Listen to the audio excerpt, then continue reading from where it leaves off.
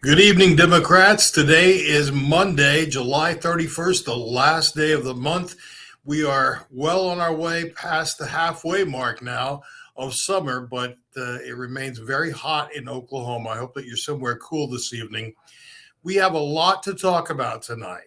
We're looking at the miseducation of America and how it's getting worse every day.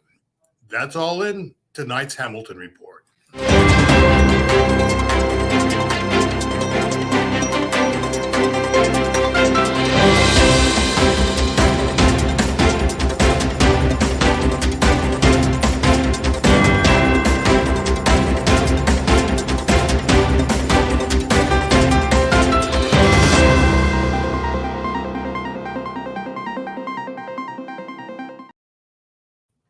I'm very happy that you're with us this evening. It's always an honor to be invited into your home on Monday evenings. I look forward to our time together, and I hope that this time is well spent for you. I know it is for me, and I appreciate your comments, your feedback, your thoughts. And so I certainly ask tonight that you join in the conversation by putting your comments up so that we can talk about things that are important to you.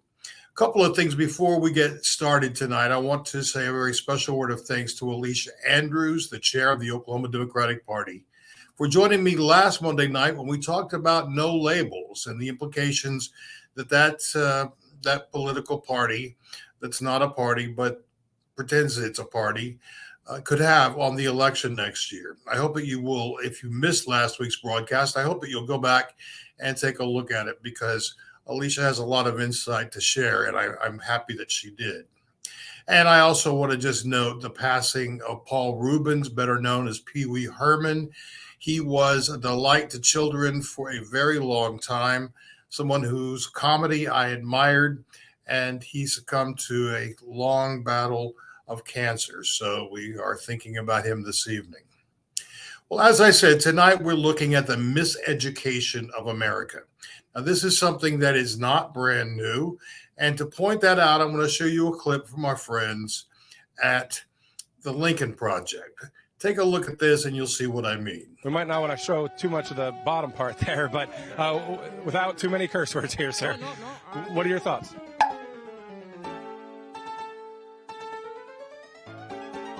I don't have friends. I don't have family. He's honest. He cares about kids. He cares about guns. He cares about our country. Trump is mean. Right now, my rights are being denied by the FBI. I'm a proud Polish person. He tells the truth, never lies. I'm old. You can see I'm old. I'm older. We need to get down on our hands and knees and pray for this man to get into office. Trump has a big mouth. We all have big mouths. Right, people? Trump! Trump! Trump! His Christian values that he stands for. We love Trump! We love Trump! We love Trump! But definitely not woke, definitely not anything about any of that type of mentality. Evil's taken over. Good needs to overcome the evil, and Donald Trump is going to do it. King Jesus first and then King Trump. And China. Put an end to it. It's my birthday weekend. The left and the rhinos, the globalists. They kill them all. Kill them all.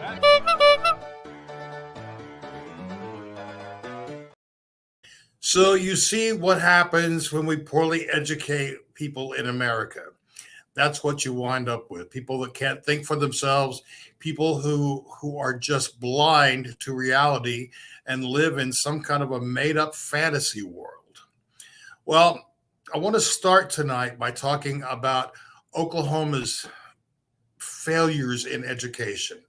Last week, a new report came out from Wallet Hub stating that Oklahoma is now number 50 in the nation when it comes to education.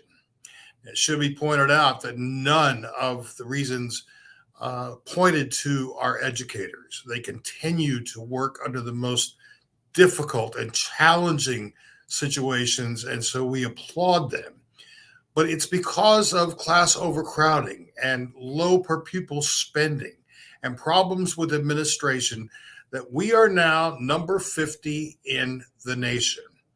That's not a surprise considering all that our superintendent of supposedly public instruction, turns out it's more private and religious instruction, at least that's the way he seems to be taking his job, keeps doing not for the people of Oklahoma, but to our children.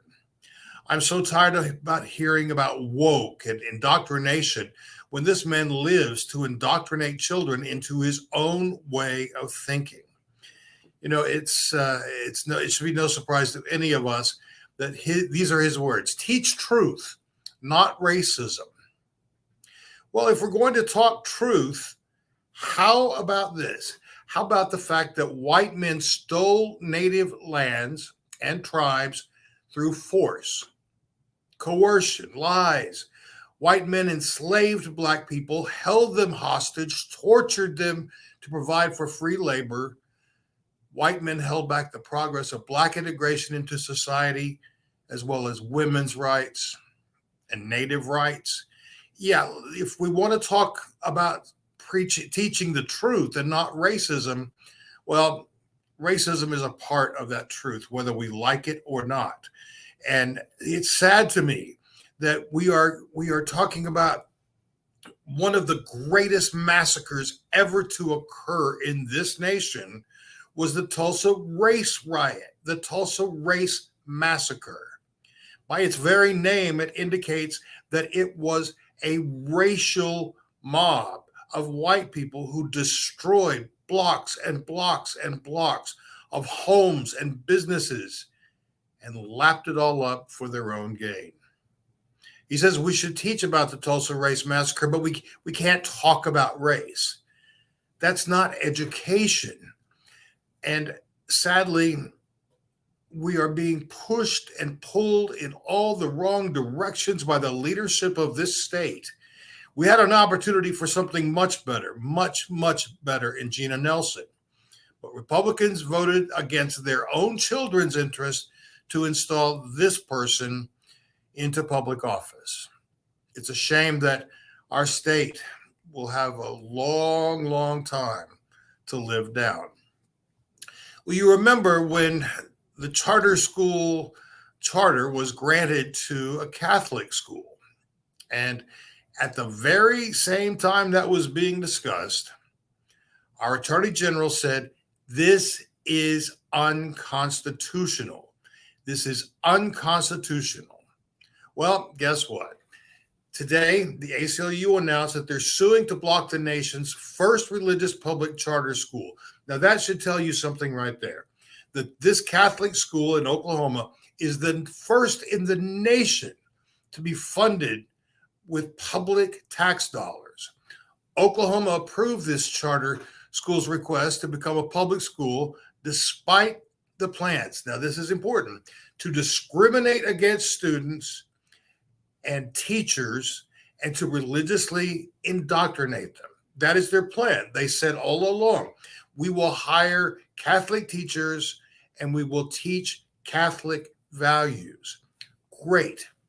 That is, where's the problem with that? Well, the problem is not in the school itself. It's the problem that you and I are having to pay for this.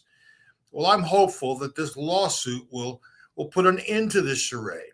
Now, this also should be not surprising to any of us, that the state retained a very high-powered, very ultra-conservative law firm in preparation for this lawsuit. They knew it had to be coming. There was no surprise there. But this is what the superintendent of public instruction put out today. In response to a recent, I'm going to put this up for you, and you may have a hard time reading it, but we'll try and see. There we go. Yeah, that's probably too small. So if you'll forgive me, I will read it. It says, in response to a recent lawsuit filed targeting the status of recently approved St. Isidore Virtual Charter School, Superintendent Walters is firm in his commitment to religious liberty. Religious freedom is a cornerstone of the founding of Oklahoma, and the plaintiffs in this lawsuit are attempting to attack that cornerstone. It is a blatant disregard of the Constitution and the American values that have made the United States such a successful country. It's time to end atheism as the state-sponsored religion. Suing and targeting the Catholic Virtual Charter School is religious persecution because of one's faith, which is the very reason that religious freedom is constitutionally protected. A warped perversion of history has created a modern day concept that all religious freedom is driven from the classrooms. I will always side for an individual's right to choose religious freedom. And let me tell you something, buddy. Your religious freedom is great, and I believe in that too. What I don't believe is that we should be paying for someone else's Catholic school or any private school for that matter. So it's not about religious liberty. And if your God is so tiny that God could be kicked out of a classroom because of an administrator or by a lawsuit, then that's a really punk God, let me tell you. God has not been removed from the schools.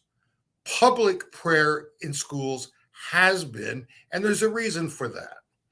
I remember, as probably you may, back when I was in high school, before every football game, before every basketball game, there was a Christian prayer led by a cheerleader, usually from the Southern Baptist tradition. It always began with our dear Heavenly Father, please watch over the players and those who are here tonight, keep them safe, and make sportsmanship the conduct of the evening. And, please be with our fellow cheerleader who is going to visit her aunt for the next 9 months. I threw in that last part. But you understand what I'm saying. In Jesus' holy name, amen. I am a follower of Christ, but I don't feel the need to pray on a street corner in the same way that I don't believe that I have the right. He's talking about religious liberty. I don't believe that I have the right to force my beliefs on someone else. Let's take this charter school, for example. Can you imagine the outcry that Walters would have had if, say, a group of Muslims wanted to open a charter school for Muslim children, or Hindus, or Buddhists, or a yeshiva for Jewish students, paid for with public tax dollars? He would lose his mind, or what's left of it, because he just is so focused on his agenda, his idea of faith and freedom. Let me tell you something. This is damaging our state. It's damaging our children. This kind of political nonsense is really hurting all of us, and it will continue to hurt us. Would you bring your company to a place that had the 50th worst school system in the nation? I'd think awfully hard before I made that decision. But you see, I said that this show is about the miseducation of America. And I mean that. It's not just here in Oklahoma. At a national summit where Walters was a speaker for Moms for Liberty, a man stood up and asked if anyone there had served on a local, or spoken at a local school board meeting, or lobbied lawmakers on education issues, and everyone stood. And then the speaker said, "You are the courage in America right now. You are the courage. We are in a fight for liberty. We're in a fight for the future of this country." No, you're not the future of this country, and you're not in a fight for liberty. You're in a fight for your own version, which is very narrow, very slim, and frankly, very white. Last year in South Carolina, the Berkeley School District swore in newly elected board members, and now 6 of these people were endorsed by Moms for Liberty. 6 of them. That's half the school board. Within 2 hours of the very first meeting, the board voted to fire the district's first Black superintendent, terminate the district's lawyer, ban critical race theory, and set up a committee to decide whether certain books and materials should be in schools or if they should be banned. In addition, the board voted to replace the chair with a local attorney, and one of the board members backed by Moms for Liberty. So they got rid of the chair, put in this attorney who is backed by Moms for Liberty. But it doesn't stop there. This is particularly angering to me. The Francis Howell School Board of Education, and that's in Missouri, said that they will that they made a pledge to their students, and this was after so much racial tension in St. Louis. And this is what they said: the school district board of education pledges to our learning community that we will speak firmly against any racism, discrimination, and senseless violence against people regardless of sex, race, ethnicity, nationality, immigration status, religion, sexual orientation, gender identity, or ability. How complete is that? Then they went on to say, we'll promote racial healing, especially for our Black and brown students and their families. We will no longer be silent. We're committed to creating an equitable and anti-racist system that honors and elevates all, but one that also specifically acknowledges the challenges faced by our Black and brown students and their families. And it continues on after that. But I just thought how wonderful it is that they have made this proclamation, and it's in every school in the entire district. Well, they have a new board. And guess what? Guess what they've done? They have taken that statement, that anti-racism statement, and they've tossed it out. Had it removed from every classroom, had it removed from every teacher's packet. It is now no longer valid in the Francis Howell School District in Missouri. This is what I mean by we've got to do something now because we are running out of time, frankly.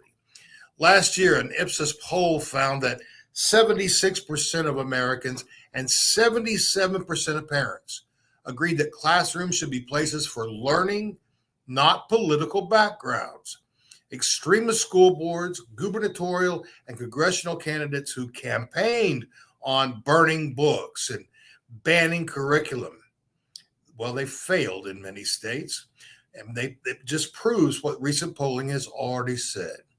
Parents are tired of the political attacks on public education and want their elected officials focusing on keeping kids safe, supported, and academically successful. Imagine that. But let's look at our neighbors to the south. The largest school district in Texas, in Houston, was just taken over by Republicans using state power. They've announced that its libraries will be eliminated and replaced with discipline centers for misbehaving students.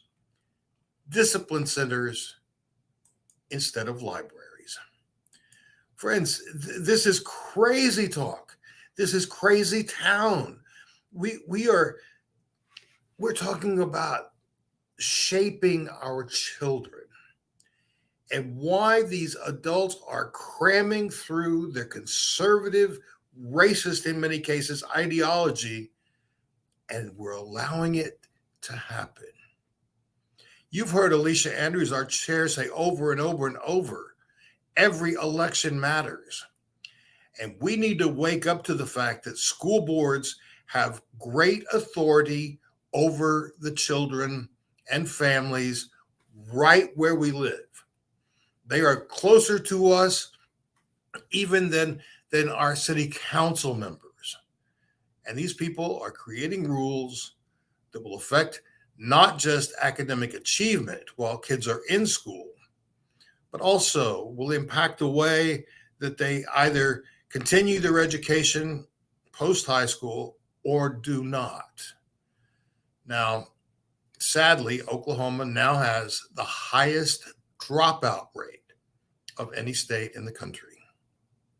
So imagine if we took our energy, and I'm not talking about Democrats here, I'm talking about the state of Oklahoma with its with its $4 billion rainy day fund, if we took seriously our obligation, which is, by the way, in our state constitution, to provide public education for every student. Did you know that private schools do not have to accept students with disabilities? They don't have to provide reasonable accommodations. They can, however, check to see what your religious thinking is. Why are we talking about spending precious dollars to promote the theology of one religion? It should not be this way. We're not having many comments tonight, so I don't know if you're agreeing with me or if you're frustrated with what I'm saying. I hope it's a bit of both. I hope that I'm making you frustrated. I hope that you're becoming as angry about this as I am. Ryan Walters appeared over the weekend with Tony Perkins. Focus on the family. Now, nut job. I'm sorry. He is totally wacko all the way to the right and then over the cliff. And Ryan Walters is sitting there on TV with him saying, yeah, they're trying to take religion out of our schools. Who's they? Walters wants to put a King James version of the Bible in every classroom in Oklahoma. Every classroom, every gym, every science class. Why? Why? If you're going to do that, put in the Quran. We've got to talk about fairness and equity and equality when it comes to education. Debbie, you said it. He is a joke, and he's a very dangerous joke. We are in a place, friends, where we are raising children who are receiving a miseducation. In Florida now, they have just approved the use of pedagogy that is from a far, far right conservative group in education. One of the videos that this group has to show children is Christopher Columbus, an animated Christopher Columbus saying that he's discovered paradise, meaning this country. But the natives are savages, he says. And so what do? We invade a place that didn't need to be discovered because it already had people here. And he called them savages and set up what would be a war that continues to this day with the governor of Oklahoma fighting against our tribes who contribute so very much, not just to our economy, but to our way of life. Kathy says, I totally agree. Unfortunately, I don't think Oklahoma cares enough to stand up for the truth. Here in Oklahoma, you have to be a Republican and religious nut to be elected to office. Kathy, you've made a good point, but I'm going to argue with you on this one. If we have enough parents and if we have enough friends to get out and vote for well thoughtful people to serve on boards of education, we can make a difference as Democrats. I know how hard it is here, but it's not impossible, as we've seen. So I hear you and I understand your point, but I'm asking you to not give up. Kathy also says, I'm sorry, that we have another one here. This is from William Wagner. We can all agree that Moms for Liberty are a danger to the education system.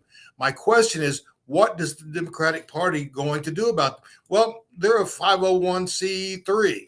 Well, ostensibly, now they're in trouble over their nonprofit status. We don't have the ability to strip them of anything. But what we can do, not just me, but all of us, is speak out against their hateful rhetoric. And it is hateful. It is incredibly hateful and focused on a white Christian promulgation within our education systems. That's not liberty. There's nothing about that that says liberty. When you look at them, they're for just about anything except liberty. When you tell a teacher what he or she can and cannot say in a classroom with regard to race, that's not liberty. You've just taken away someone's liberty. We live in a multicultural society, and it's going to become more and more multicultural. And I think that that's what scares some of these people the most. That look at the Trump rallies. Who's there? A bunch of folks with no teeth, no bras, no sense, and obviously not much education. He says that he won the last time because of poorly educated people. And I love the poorly educated people, he said. Well, those are words that we need to live by, because clearly so does Kevin Stitt and so does Ryan Walters. They don't care about educating our children. I don't have kids. I don't have grandkids, but I take seriously my responsibility as a citizen of Oklahoma City, a citizen of the state of Oklahoma, and a citizen of this country to do everything in my power to lift up young people. I posted something today that said, we have these MAGA hat-wearing people who cannot wait to write checks to Donald Trump for his legal bills, supposedly a billionaire. And they won't let kids have free lunches in public schools. Why? Where is the disconnect? I'm not offering a lot of answers tonight, and I understand that, because I don't have all the answers. But I do know this: we, good-thinking Oklahomans, people who care about kids, who care about providing the best that we can for our children, to give them the greatest opportunities. Because let's face it, many of us are getting older. And I want to know that the home health care worker that I will need one day, or the nurse, or the physician, or the physical therapist, I will want to know that they have real good educations so that I can trust them and count on them. We can't do that with an uneducated population. It doesn't work, and it won't work, and it can't work. But what we can do is stand together and not allow this kind of thing. I should have pointed out earlier when I mentioned the ACLU lawsuit. Some of the people who are plaintiffs in that lawsuit are religious leaders in our state. Now think about that. And I don't mean Muslims and Jews and Buddhists and Hindus. I mean also including in that group Christian leaders who also see how harmful this kind of thing is to our children and to their future. So yeah, we have an opportunity here to work together, hand in hand, to support, to find good candidates, or to put yourself on the ballot for a school board seat. Because if we can do that, then we can work together to get the support that we need to get you elected, to get your friend elected, to get your spouse elected, to get your child elected. Because if we work together and we change things one board member at a time, then we won't have to worry about lying to our kids about America's racist past. We won't have to worry about someone sitting in an ivory tower making proclamations for the rest of us to follow blindly. Instead, we'll be changing things in our communities that will impact the state, that will help our children. Friends, I hope that you don't mind my rant tonight, but this is something I'm very concerned about. And as I pointed out, this is not something unique to Oklahoma. We're seeing it everywhere around the country now. With the slightest opening, they swoop in, they overtake the schools, and the kids' lives are being irreparably harmed by their rules. I've had enough, and I hope that you have too. I'm so grateful that you tuned in tonight. I hope that you will consider liking or this page or this broadcast or sharing it with a friend, because the more people that hear this, I believe that we've got a lot of people in Oklahoma who do care, but they feel alone. So let them know that they're not alone. And finally, before we say goodnight, I just want to take this opportunity to encourage you to please support the Oklahoma Democratic Party. We have a lot that we're doing, a whole lot that we want to do, and a lot that we can do together. A gift of any size, a one-time gift, or if at all possible, a monthly contribution. Think of it as an investment in our kids, an investment in the future of Oklahoma, because together we can affect positive change. Thank you so much for being with me tonight. I look forward to being with you each Monday night. And so I will say, until next Monday, on behalf of all of us here at the Oklahoma Democratic Party, I'm Scott J. Hamilton. Thank you and good night.